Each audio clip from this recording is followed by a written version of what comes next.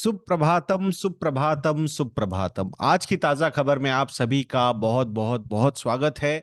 World economy के साथ ही इस एपिसोड की शुरुआत आज हम यहाँ पे करने वाले हैं। वर्ल्ड इकोनॉमी में यूएस इकोनॉमी के बारे में पहले बात करते हैं। तो यूएस में जो जॉब ओपनिंग्स है, वो जो नंबर है वो बढ़ गया है in the month of May, और वो नंबर है 8.1 मिलियन, यानी 81 lakh job openings in the month of May. Why it is a positive thing, मतलब बढ़ गया, इसका मतलब क्या है कि अप्रैल महीने में जो जो जॉब ओपनिंग्स थे यूएस में, दैट नंबर वाज 7.9 मिलियन, और अब ये नंबर बढ़ के 8.1 मिलियन हुआ है। 79 लाख से 81 लाख तक ये नंबर यहाँ पे बढ़ा है। And I think first time ये रीडिंग जो है वो 8 मिलियन से कम गई थी आफ्टर फरवरी 2021। तो 8 मिलियन उसके इसके नीचे कभी वो नहीं आई थी for almost 3 years, three years 2 months, something like that. But उसके बाद it went down to 7.9 million. और फिर माना जा रहा था कि ऐसे डिस्कशंस चल रहे थे कि शायद जॉब ओपनिंग्स कम हो रही है, यानी कि जॉब्स में प्रॉब्लम्स है। तो उस हिसाब से मतलब economy is not doing that well, नए जॉब्स क्रिएट नहीं हो रहे, and that will have an impact. मतलब जो इंटरेस्ट रेट्स बढ़े थे, तो उसका जो इम्पैक्ट, एक साइजेबल इम्पैक्ट इकोनॉमी को स्लो डाउन करने में एंड थ्रू दैट इन्फ्लेशन को स्लो डाउन करने में फेडरल रिजर्व कर रहा था, वो कहीं ना कहीं सक्सेसफुल होता हुआ दिख रहा था। बट अब फिर से एक बार वो 7.9 मिलियन से 8.1 मिलियन तक नंबर ये ऊपर गया है, and that is not a positive sign for the people who were looking for negative news in US economy. So US economy is thriving, it is not in recession. The expectations of high interest rates were that कि भाई high interest rate के चक्कर में, inflation किल down करने के चक्कर में पहले इकोनॉमी को स्लो करना पड़ेगा और उसके बाद ऑटोमेटिकली ये सारी चीजें होंगी। But looks like things are not happening like that. The job opening numbers are going higher, and that is a positive news for the economy but not positive news for the people who were waiting for interest rate cuts। तो शायद वो जल्द नहीं होंगे। Expectations तो है कि अक्टूबर के बाद शायद एक दो रेट कट्स मिले, but looks like things are not going that well for interest rate cut scenario getting developed। अब उस यूएस के रिलेटेड एक न्यूज है, वो भी न्यूज इंपॉर्टेंट है। वो ये है, यूएस का जो इकोनॉमिक ऑप्टिमिज्म इंडेक्स है वो 6 महीने के हाई लेवल पे जा चुका है। What is the number for the July 2024 month? वो है 44.2, यानी नेक्स्ट 6 मंथ्स में कैसा रहेगा overall business, investment activity, personal consumption activity and all those things, जिसका एक ये पूरा मिला जुला एक इंडेक्स होता है। सो ये इंडेक्स एक्चुअली 3.7 पॉइंट से ऊपर आया है सिंस जून। सो जून में ये नंबर था 40.5 and now it is number, this number is at 44.2। तो 3.7 पॉइंट से ये ऊपर आया है। क्या है ये एग्जैक्टली ये जो इंडेक्स है, इसका मतलब क्या है, इसका इन्फ्रेंस क्या निकालना चाहिए, व्हाट डज इट सिग्निफाई? तो ये सिग्निफिकेंस ये है इस चीज का कि 50 के ऊपर अगर ये नंबर जाता है तो इसे ऑप्टिमिज्म कहा जाता है, और 50 के नीचे अगर ये नंबर होता है तो उसको पेसिमिज्म कहा जाता है। अभी आप बोलोगे यार ये तो 50 के नीचे ही है ना, फिर अभी मतलब 45 या सॉरी 44.2 नंबर लेवल पे है, तो ये तो अच्छा खासा नीचे है। तो फिर इसमें कैसा मतलब ये ऊपर क्या, मतलब इसमें क्या पॉजिटिव है? ये पॉजिटिव ये है कि 2024 में ये कंसिस्टेंटली डिक्रीज होता जा रहा था, और suddenly in the month of July it has gone up by 3.7 points. So ये जो तो इसीलिए ऐसा माना जा रहा है कि things have started improving a lot. So I think that's why थोड़ा मतलब इन अ वे इकोनॉमी के पॉइंट ऑफ व्यू से ये अच्छा है, but again positive news is negative for stock market in US. So also अगर पर्सनल फाइनेंस आउटलुक के point of view से हम बात करते हैं, तो majority of measure of how American feel about their own finances in the next 6 months, तो ये जो नंबर है पर्सनल फाइनेंस आउटलुक का, it improved by 8.4 points to 51.9। तो ये जो पर्सनल फाइनेंस आउटलुक है दैट हैज क्रॉस्ड 50 लेवल, तो 50 के ऊपर है, मतलब वहां पे काफी अच्छा ऑप्टिमिज्म है। जून महीने में ये नंबर था 47.9। So I think confidence in federal economic policies की अगर हम बात करते हैं, सो वो नंबर भी 36.7 से 40 तक ऊपर आया है। सो ओवरऑल सारे के सारे नंबर्स यहाँ पे इंप्रूव हो रहे हैं। ऑप्टिमिज्म अमंग इन्वेस्टर्स की अगर हम बात करते हैं, तो जुलाई मंथ में ये नंबर है 53.6, लास्ट मंथ में ये नंबर था 48.5।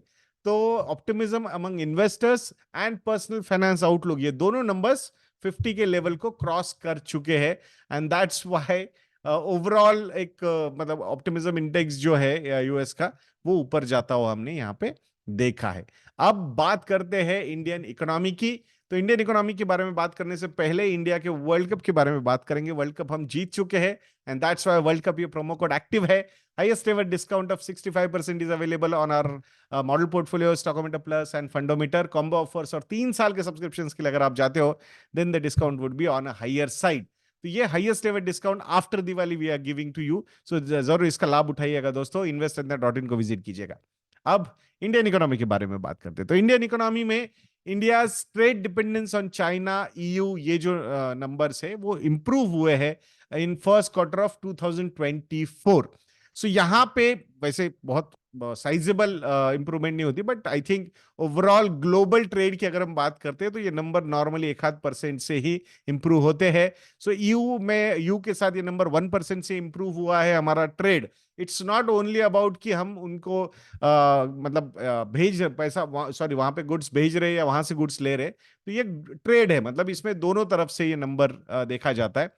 तो that number has gone up by 1% with European Union and 1.2% with China. But Saudi Arabia के साथ हमारा ये जो ट्रेड का नंबर है, this number has gone down by 0.5%। Reason क्या हो सकता है सऊदी अरेबिया के साथ ट्रेड का नंबर नीचे जाने का? रीजन क्या हो सकता है?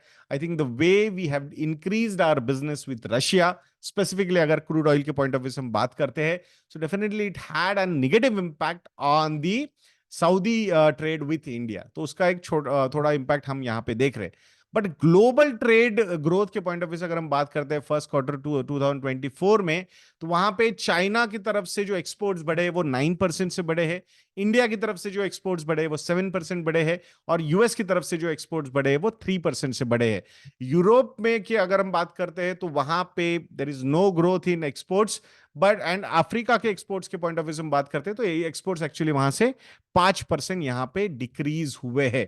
सो ओवरऑल ऐसा माना जा रहा है कि ग्लोबल ट्रेड ट्रेंड्स जो है they have turned positive, with goods trade increasing by around 1% quarter on quarter in the first quarter of 2024। और अगर सर्विसेज ट्रेड की पॉइंट ऑफ व्यू से हम बात करते हैं, so that number has gone up bye 1.5% quarter on quarter. Outlook for 2024 जो है वो पॉजिटिव ही यहां पे नजर आ रहा है, though there are risks of geopolitical issues and industrial policies जो है will continue reshaping global trade patterns. हमने ऑलरेडी देखा है कि कैसे वर्ल्ड ऑर्डर थोड़ा सा चेंज हुआ है, साइड्स लिए जा रहे हैं, ये साइड या वो साइड, जैसे कि China and Russia are at one side and Europe US ये जो है वो अलग साइड में है। Lot of nations like India जो है वो आई थिंक न्यूट्रल खड़े हैं। So they we are doing trades with both the parties या both the world orders, and that's the diplomatic win we had in last 2.5 years। अब smartphones के बारे में थोड़ा सा बात करते हैं। इंडियाज हाई इनपुट टैरिफ्स जो है वो स्मार्टफोन एक्सपोर्ट ग्रोथ में थोड़ा सा अड़ंगा ला रहे हैं, ऐसा इंडस्ट्री का कहना है। And that's why industry is asking for some reductions in policy changes in coming budget. तो यहाँ पे हमने देखा है कि फोन्स तो बहुत ज्यादा यहाँ पे बन रहे हैं, एक्सपोर्ट्स भी हो रहे हैं। वी हैव सीन कि कैसे Apple and Samsung are doing their businesses, यहाँ पे प्रोडक्शन भी बढ़िया हो रहा है। बट इनपुट पार्ट्स जो है ना कहीं जो इंपोर्ट करने पड़ रहे हैं वो आज भी चाइना से इंपोर्ट करने पड़ रहे हैं। एंड दैट्स व्हाई वहां पे मतलब इंपोर्ट ड्यूटीज जो है वो थोड़ी सी हायर साइड में है। अब वो टैरिफ्स जो है वो कम करने की इंडस्ट्री की मांग है। अब वो कम करेंगे तो डेफिनेटली फिर इट्स लाइक जस्ट असेंबलिंग यहाँ पे हो रहा है, बाकी सारी चीजें वहीं से आ रहे हैं।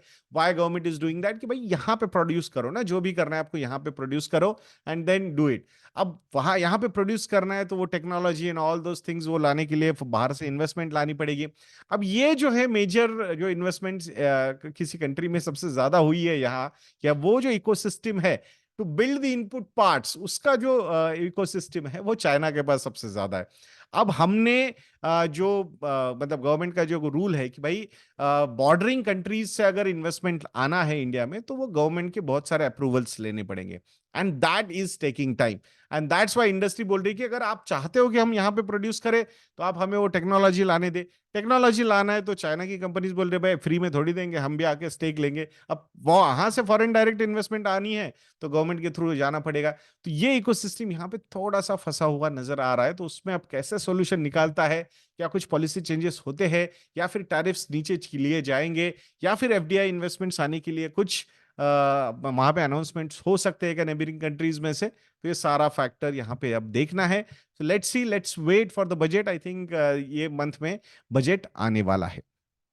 There is one more news regarding medical gear, यानी कि मेडिकल इंस्ट्रूमेंट्स जो है, वो जो हाई क्वालिटी मेडिकल इंस्ट्रूमेंट्स जो होते हैं, तो उस पे गवर्नमेंट कुछ रूल्स ईज आउट कर सकता है, global sourcing of medical gear. अब इसके पीछे का रीजन क्या है? सो एक तो पहली बात, अगेन द पॉइंट इज कि भाई यहाँ पे प्रोड्यूस करो। अब यहाँ पे प्रोड्यूस करने के लिए अगेन वो टेक्नोलॉजी, वो इन्वेस्टमेंट्स लाना, वो सारी चीजें, वैसे यहाँ पे कोई मतलब नेबरिंग कंट्री का अडंगा अडंगा नहीं है, बट स्टिल वो state of the art medical devices यहाँ पे प्रोड्यूस करने में, मतलब वो इकोसिस्टम डेवलप होने में थोड़ा टाइम लग सकता है।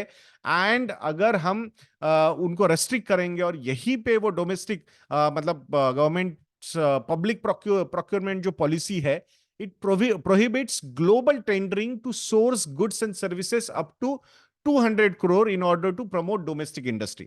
अब उसके चक्कर में यहाँ पे मतलब थोड़े से लिमिटेशंस है। अब अगर ये this is regarding health care, तो उसमें अल्टीमेटली वो पेशेंट को अच्छी सर्विस या वो रिलायबल सर्विस मिलनी चाहिए, रिलायबल ट्रीटमेंट मिलनी चाहिए। अगर हम इसमें अड़ंगा लगा के रखेंगे और 200 करोड़ के अगर नीचे है तो यहीं पे प्रोड्यूस करना होगा, तो आई थिंक कहीं ना कहीं it is like playing with the patient. So I think from that point of view government ने थोड़ा सा यहाँ पे रूल्स को ईज आउट किया है to source the medical gears from abroad. तो I think this is a positive news, but I think government को यहाँ पे थोड़ा सा इन्वेस्टमेंट के पॉइंट ऑफ व्यू से अगर हम बात करते हैं तो वहां पे थोड़ा सपोर्ट पीएलआई इंडस्ट्री के पॉइंट ऑफ व्यू से भी, पीएलआई स्कीम्स के पॉइंट ऑफ व्यू से भी करना चाहिए, ऐसा लगता है। लेट्स सी क्या होता है, आने वाला समय बताएगा हमें। अब स्टॉक स्पेसिफिक या स्टॉक मार्केट के बारे में बात करेंगे, जिसमें पहली न्यूज है जोमैटो की। So Zomato withdraws NBFC licence application and it says doesn't want to pursue lending business. तो ये मुझे ऐसा लगता है कि it's a very good thing which has happened, कि कोर चीजों पे फोकस करो। हम उनका मतलब एवरीबडी इज थिंकिंग दैट क्या, अरे हमारे पास तो कस्टमर से, चलो कस्टमर से डेटा है, let's start an NBFC. Lending करना सबसे आसान है। सो आई थिंक ये बहुत सारे मिसकंसेप्शंस बहुत सारी कंपनीज को है, and they are realising it also. आपका कोर कॉम्पिटेंस जो है उस पर ही आपने सबसे ज्यादा फोकस करना चाहिए। इन बिटवीन रेस्टोरेंट्स को सपोर्ट करने के लिए उन्होंने जो मतलब एनबीएफसी वगैरह फॉर्म करने का जो डिसीजन लिया था कि मतलब फंडिंग उनको मिले, and that's how they should do their business. I was having a discussion with one of my industry friend from the similar industry, means restaurant industry, and he says that कि 100 में से 95 restaurants are not making money, या फिर they are just surviving. तो यहाँ मुझे ऐसा लगता है कि it looks very attractive, but ultimately to run a profitable business and उसमें डेट देना और फिर वो recovery and all those things, मुझे लगता है कि इनका काम है मेजरली डिमांड सप्लाई मैच करना, and they are doing it really well. And with Blinkit also they are doing it really well, and the way जो स्कोप बढ़ रहा है जोमेटो के लिए through Blinkit, it is phenomenal. माना जा रहा है कि जो उनका फूड डिलीवरी का बिजनेस है उससे कई गुना ज्यादा वैल्यूएशन जो है वो ब्लिंकिट क्रिएट कर सकता है आने वाले समय में, and that is where they should focus more and more. It's not about payment aggregator भी बनते हैं मतलब लोन भी दिलवा देंगे, सारी चीजें करेंगे, it's so easy, we have data. I think it's always better to focus on their core competence. वो कोर कॉम्पिटेंस क्या है? डिमांड सप्लाई इक्वेशन को उस तरीके से मैच करना है ऑन रिटेल लेवल पे। उसमें ये NBFC lending recovery this in that, and I think इसमें इन्होंने फंसना नहीं चाहिए। I think this is a decision which they have taken is a very good decision. That's what I feel. अब बात करते हैं कोटक ग्रुप के बारे में। कोटक ग्रुप का फंड जो है उन्होंने बोला it was not aware about that Hindenburg was partner of its investors. उससे भी ने एक नोटिस भेजी है हिंडनबर्ग को, ये जो रिपोर्ट निकालने से पहले आपने शॉर्टिंग की थी, और उसमें एक फंड का नाम आ रहा है के इंडिया अपॉर्चुनिटीज फंड। तो ये के इंडिया अपॉर्चुनिटीज फंड जो है वो तो हिंडनबर्ग ने रिप्लाई किया है या फिर उन्होंने वैसे नोटिफिकेशन निकाला है टू द सेबी नोटिस कि भाई तुमने ये नाम क्यों नहीं लिया, कोटक का पूरा नाम उसमें क्यों नहीं है, ये के क्या है, ये KMIL, ये न्यू वर्ड नाम क्यों आप यूज कर रहे हो, पूरा नाम क्यों यूज नहीं कर रहे हो, क्या आप किसी को सेफगार्ड कर रहे हो क्या? तो मुझे ऐसा लगता है कि पहली बात तो हिंडनबर्ग ने they are trying to shift the goal post. So जो गलत है वो गलत है, जो सही है वो सही है। सो अब वो नाम क्यों नहीं लिया वो से, बट इसका मतलब क्या है कि मतलब उनको सेव करना चाहते हैं, आर दे एक्सेप्टिंग दैट कि हाँ हमने कुछ किया है एंड इनके साथ मिलके किया है? I think that is the major question. So ये जो अब ये जो नोटिस है या प्रोब है ये पूरा प्रॉपरली होना चाहिए, उसके बाद ही हमें पता चलेगा कि एग्जैक्टली ये क्या हुआ था, ये पर्टिकुलर सागा जो है जिसमें retail investors have lost a lot of money also and faith also. So I think that's why ये जो भी है मतलब मैनिपुलेशन है नहीं है, शॉर्टिंग की है नहीं है, या फिर जिन पे एलिगेशंस लगाए थे उन पे क्या है, तो ये सारा मैटर सॉर्ट आउट होना बहुत ज्यादा जरूरी है। Unnecessary divergence are not right. So ये किसने किया, क्यों किया, ये सारी चीजें आशा करेंगे कि अब सेबी की तरफ से और ज्यादा डिटेल में इसमें इन्वेस्टिगेशन होगा and will find out the real culprits behind all these things. अब गोदरेज प्रॉपर्टीज के बारे में बात करेंगे। गोदरेज प्रॉपर्टीज जो है वो नई नए लेवल्स छू रहा है, स्टॉक भी ऑल टाइम हाई लेवल्स पे जा चुका है, 3337 का लेवल टच किया है। रीजन क्या है? 2000 घर सेल किए हैं उन्होंने in the new project launch. और कितनी टोटल अमाउंट वाइज कितनी बुकिंग आई है? 3150 करोड़ रुपीस। इमीडिएटली पैसे आते नहीं है, अभी प्रोजेक्ट लॉन्च हुआ है, उसमें बुकिंग्स हो गए 2000 घरों के, और 3150 करोड़ रुपीस का इन अ वे सेल पाइपलाइन यहां पे बन चुका है। रिसेंट पास्ट में हमने देखा है जिस तरीके से रियल एस्टेट डील्स हो रहे हैं, हमने अभी भी देखा ना कि जैसे मुंबई में highest ever sale property sale हुआ है, नंबर ऑफ प्रॉपर्टीज रजिस्टर हुई है उसमें। So I think that particular market, I think people are spending a lot on real estate. I was seeing few reports also. There are some crazy appreciations which are happening specifically in NCR region. ये जो गोदरेज के property आई है वो बेंगलुरु में, but NCR region में property prices में थोड़ा सा वो जो एक शॉर्ट फेज में ज्यादा रिटर्न वाला जो बबल है वो फिर से एक बार नजर आ रहा है। Time will tell what is right and what is wrong. Affordability is still a big question, but still if the prices are going up तो people should be ready for some kind of rationality to come back. So ये जो cell हुआ है मतलब with in 1 quarter ये जो cell हुआ है ये पूरे FY24 का जो सेल था गोदरेज प्रॉपर्टीज का इन साउदर्न पार्ट ऑफ इंडिया, तो वो उतना 1 क्वार्टर में उन्होंने मैच कर लिया है। That is crazy. Quarter on quarter the growth जो है सेल ग्रोथ वो 500% की है। इस तरीके का एक सिमिलर सक्सेस उनका हुआ था, 2000 करोड़ रुपए की नई बुकिंग्स आए थे इन Godrej जार्डिनिया in sector 146 of Noida, तो उसको ये सरपास किया है by taking the bookings of 3150 crore rupees. तो एक तो कॉर्पोरेट मतलब काफी बड़ा कॉर्पोरेट है, गवर्नेंस के पॉइंट ऑफ व्यू से भी गोदरेज के साथ कोई प्रॉब्लम नहीं है, और ऊपर से आई थिंक ये प्रीमियम प्रॉपर्टीज का जो एक एक सिलसिला चल रहा है, it is still continuing, and मुझे लगता है कि इसमें ये players are really looking quite good. Last 1 year में हमने ऑलरेडी देखा है इसका स्टॉक जो है वो 65% से ऊपर जा चुका है।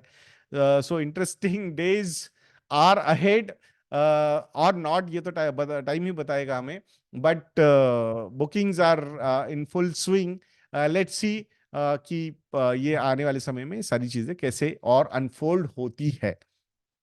अब HDFC बैंक के बारे में बात करेंगे। आज पूरा बैंकिंग इंडेक्स कल पूरा बैंकिंग इंडेक्स डाउन था, जिसमें सिर्फ एक ही स्टॉक ऊपर था, वो था HDFC बैंक। रीजन क्या है? शायद जल्द ही MSCI इंडेक्स में इसका जो वेटेज है वो और ज्यादा बढ़ सकता है। पहले हाफ फैक्टर जो था वो फुल फैक्टर में कन्वर्ट हो सकता है। यानी कि मोटा मोटा अगर रिटेल इन्वेस्टर के पॉइंट ऑफ व्यू से अगर इस न्यूज को समझना है, क्या इंपैक्ट है भाई, ये क्या है न्यूज, बहुत बातें चल रही है MSCI इंडेक्स में उसका वेटेज फुल हो सकता है।